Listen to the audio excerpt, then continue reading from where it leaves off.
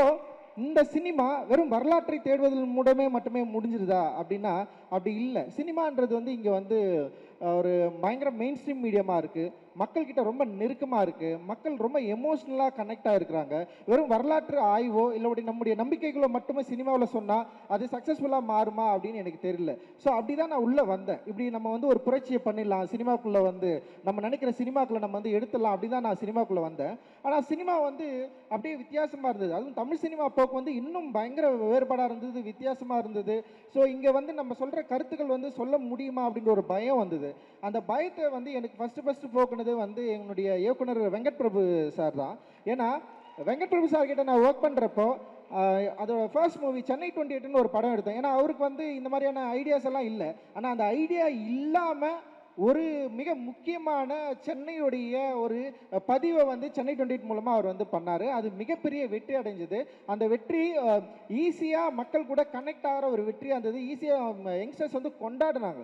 அப்போ நான் பார்க்குறப்போ அந்த சென்னை 28 லைஃபும் என் லைஃபும் வேறு வேறு இல்லை, ரொம்ப கிட்டத்தட்ட ஒரே மாதிரியான வாழ்க்கை இருந்தது. அந்த பசங்களோட வாழ்க்கை முறையும் என் வாழ்க்கை முறையும் வேறவே இல்லை. அப்போது ஒரு கொண்டாட்டத்தை, ஒரு மகிழ்ச்சியை சொல்ல விடாத கதைகள் மூலமாக நம்ம சொல்கிறப்போ ஈஸியாக வந்து ஆடியன்ஸை நம்மளால் வந்து கனெக்ட் பண்ணிக்க முடியும் அப்படின்றத வந்து விபி சார் கிட்ட தான் நான் கற்றுக்கிட்டேன்.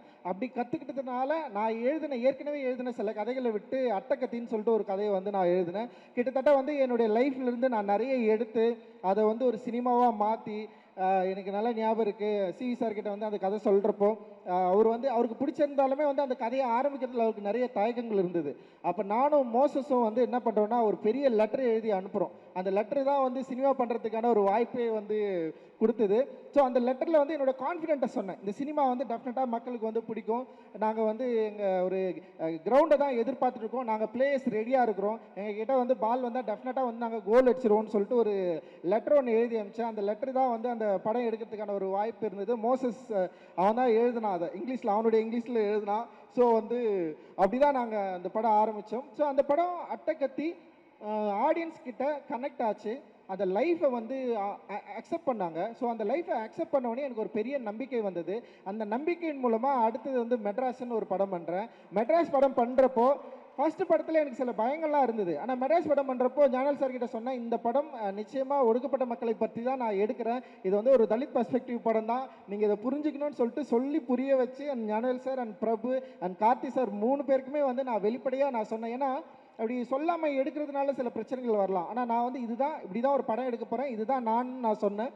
அதை சரியாக புரிஞ்சுக்கிட்டு எனக்கு வந்து ஒரு பெரிய ஒரு கமர்ஷியலான ஒரு பெரிய வெற்றியை கொடுக்குற ஒரு மெட்ராஸ் என்ற ஒரு பெரிய ஸ்டேஜை வந்து எனக்கு வந்து ஏற்படுத்தி கொடுத்தாங்க. அப்படி தான் வந்து மெட்ராஸ் வந்து உருவாச்சு.